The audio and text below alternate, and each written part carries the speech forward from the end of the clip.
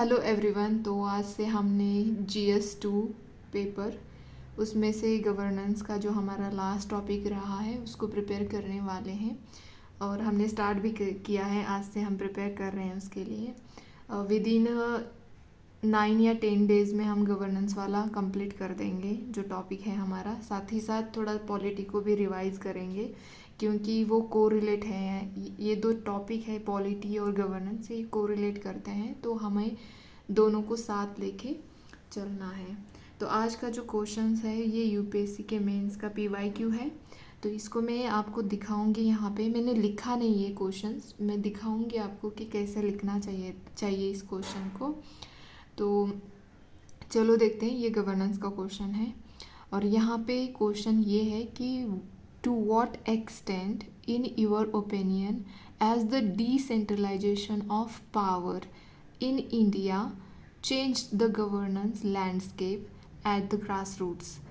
तो यहाँ पे ये पूछा जा रहा है कि आपके ओपिनियन से, मतलब डिसेंट्रलाइजेशन ऑफ जो पावर हुआ है उसमें जो चेंजेस हुए जब से ये एक्ट आया उसके बाद, तो वो क्या क्या है उसको हमें अपने ओपिनियंस, मतलब वो चेंजेस क्या क्या हुए वो लिखना है यहाँ पे।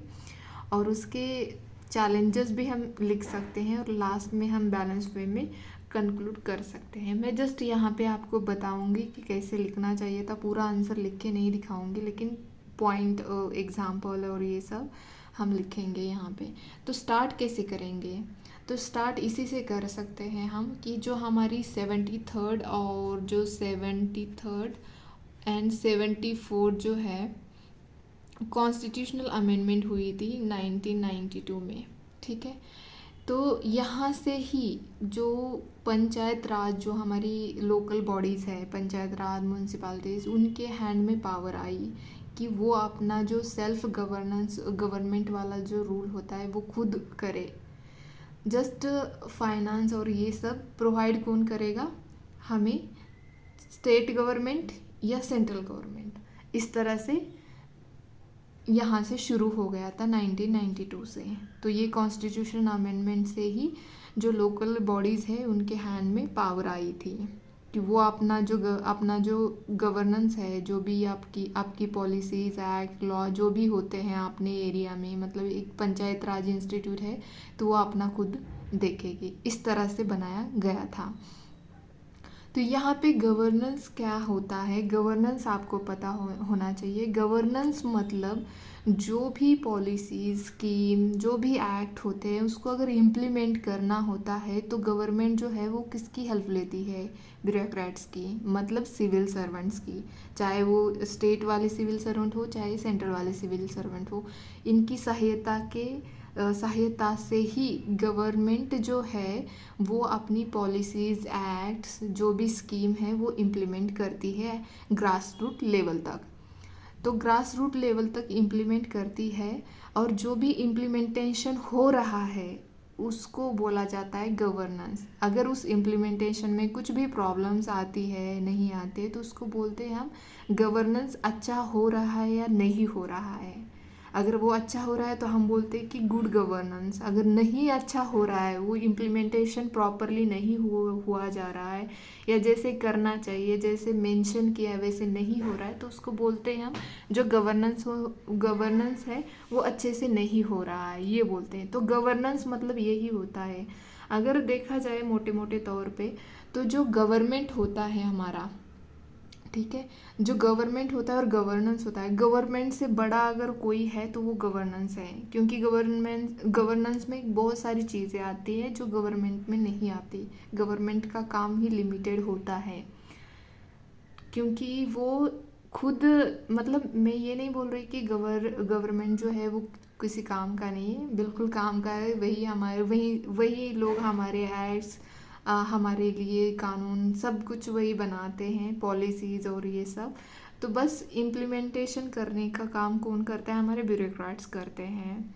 और वो गवर्नेंस पे एक गवर्नेंस होता है, उसी से पता चलता है हमें कि वो प्रॉपर हो रहा है कि नहीं हो रहा है, ठीक है। तो ये गवर्नेंस का मैंने यहाँ पे आपको मोटे मोटे तौर पे मीनिंग बताया। वैसे आप पढ़ लेना, आप किसी का भी मटेरियल फॉलो करें, अच्छे से करें, उसी को स्टिक रहें। चाहे जो भी चीज़ें आपको लगती हो उसी को स्टिक रहे और उसी से फॉलो करें, ठीक है। तो इसमें आप लोकल बॉडीज़ जो डिसेंट्रलाइजेशन पावर है वो लोकल बॉडीज़ के हैंड में दे, तो यहाँ ऐसे आप यहाँ पे जो डेमोक्रेटिक, यहाँ पे हिल रहा है टेबल, डेमोक्रेटिक डिसेंट्रलाइजेशन जो है वो क्या किया है, ऑफ पावर, या तो या पंचायत राज लिख लो या म्यूनसिपालिटीज, मैं आपने यहाँ पे मोटा मोटा लिख रही हूँ लेकिन इस तरह से मत लिखिए, या लोकल बॉडीज भी कह सकते हो।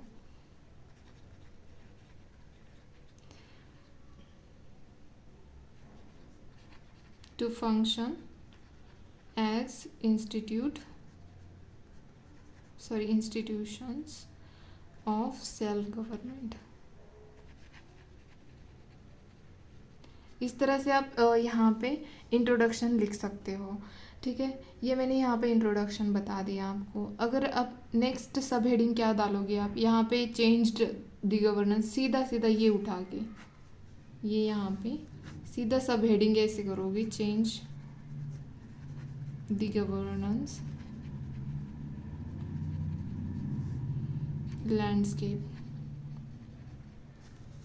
Eight the grass roots.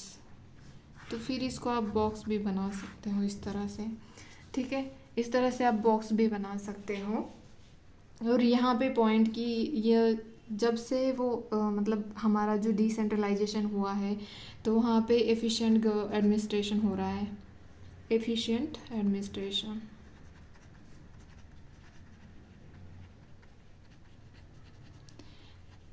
तो कैसे एग्जाम्पल पे लिख सकते हो कि fair and regular election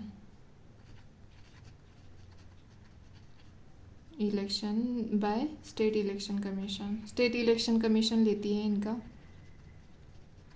state जो हमारा इलेक्शन, सॉरी यहाँ पे इलेक्शन रहेगा, इलेक्शन कमीशन जो है वो कंडक्ट करती है हमारे लोकल बॉडीज़ के इलेक्शंस। तो यहाँ पे आप इस तरह से लिखते हो। सेकंड पॉइंट पे आपको लिखना है, तो सेकंड पॉइंट पे यहाँ पे आप लिखोगे कि प्रोवाइड फाइनेंस या फाइनेंशियल रिसोर्स जो भी है।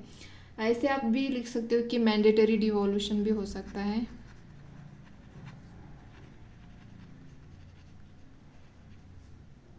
devolution of funds by finance commission।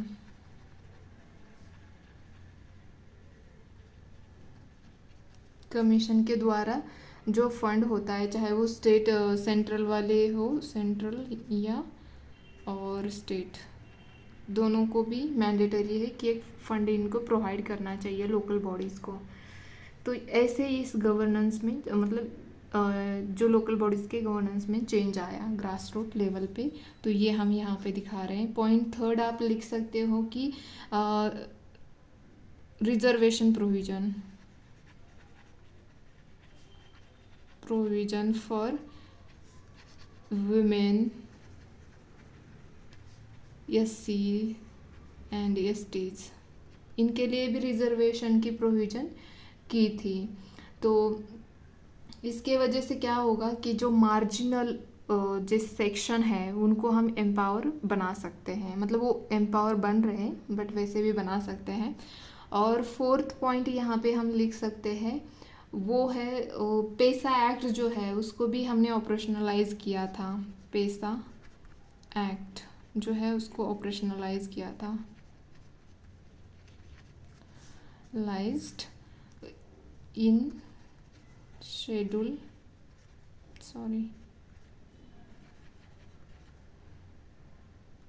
जो 5th है उसी इस एरिया में हमने, आपको पता होना चाहिए कि शेड्यूल 5th क्या है, शेड्यूल 6 क्या है। शेड्यूल 5th में सारे ही जो 6th में नहीं आते, 6 में कौन से आते, 4 आते हैं। 4 कौन से, आम, TM, तो ये आसाम, मेघालय, त्रिपुरा एंड मिजोरम, ये 4 सिर्फ शेड्यूल 6 में आते हैं। जो हमारे शेड्यूल्स है 12 उसमें से 6 में सिर्फ ये 4 ट्राइबल एरियाज आते हैं, इनका गवर्नेंस आता है। और पूरे 5th में देखा जाए तो वो आता है शेड्यूल, वो पूरे ओवरऑल इंडिया में जो भी अदर स्टेट है इनको छोड़ के, जो अदर स्टेट में जो ट्राइबल्स रहते हैं उनके लिए है ये। ठीक है, तो ये हमने 4 पॉइंट यहाँ पे लिखे। और भी हम लिख सकते हैं, और क्या लिख सकते हैं, 4 पॉइंट वैसे बस हो सकते हैं, लेकिन आप ये इवन अपना जो इनके पास टैक्स के लिए रिसोर्सेज भी है, ये टैक्स भी लगा सकते हैं, तो इसको भी हम यहाँ पे ऐड कर सकते हैं। ठीक है, और जो नेक्स्ट है तो यहाँ पे हम इसके बारे में चैलेंजेस लिख सकते हैं कि हाउएवर, ऐसे करके, however there are many just in local bodies governance। तो यहाँ पे चैलेंजेस भी लिख सकते हैं फिर ऐसे चैलेंजेस। तो चैलेंजेस क्या क्या है, फर्स्ट तो करप्शन आता ही है, और जो स्कीम होती है, lack of proper implementation of scheme,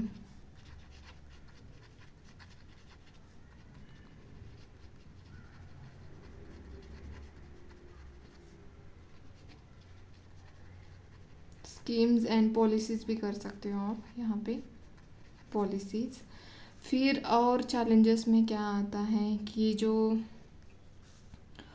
इनके जो टैक्स लगाने के रिसोर्सेस होते हैं वो कम, lack of taxation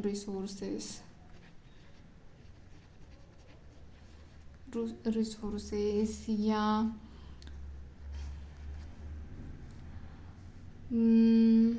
lack of financial funding।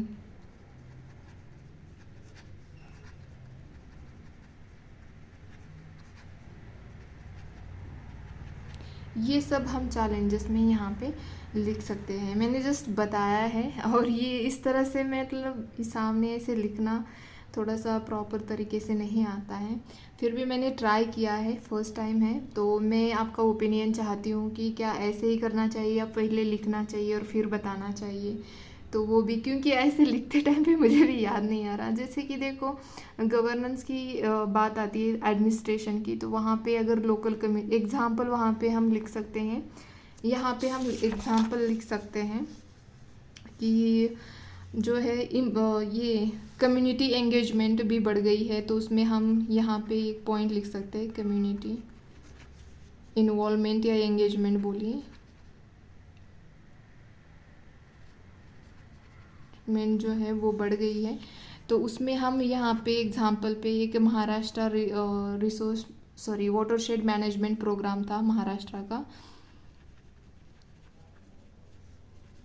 Management project, जिसमें लोकल कम्युनिटीज़ का इन्वॉल्वमेंट किया था। तो उससे क्या हुआ था कि जो एग्रीकल्चर है उसमें इम्प्रूवमेंट दिखाई दी थी, जो वाटर कंजर्वेशन है वो इम्प्रूव हो गया था। तो ये सब हम यहाँ पे लिख सकते हैं। इवन तमिलनाडु केरला का भी एग्जाम्पल दे सकते हैं, इवन राजस्थान वाला भी एग्जाम्पल दे सकते हैं यहाँ पे हम।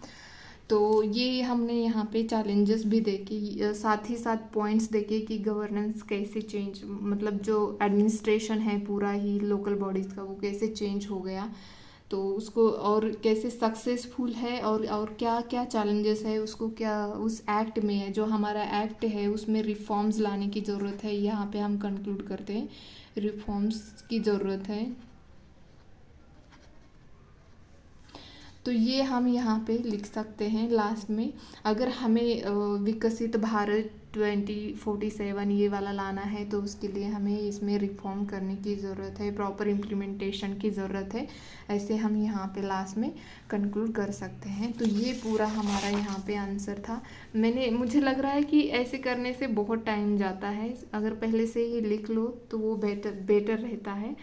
तो होप कि अगर आपको यही पसंद आता है, ऐसे ही पसंद आता है, तो मैं ऐसे ही करूँगी, या तो फिर पहले लिखूँगी और फिर बाद में आपको बता दूँगी, तो वो भी बेटर रहेगा। तो आप मुझे कमेंट सेक्शन में बता देना, ठीक है। तो आज के लिए इतना ही, धन्यवाद।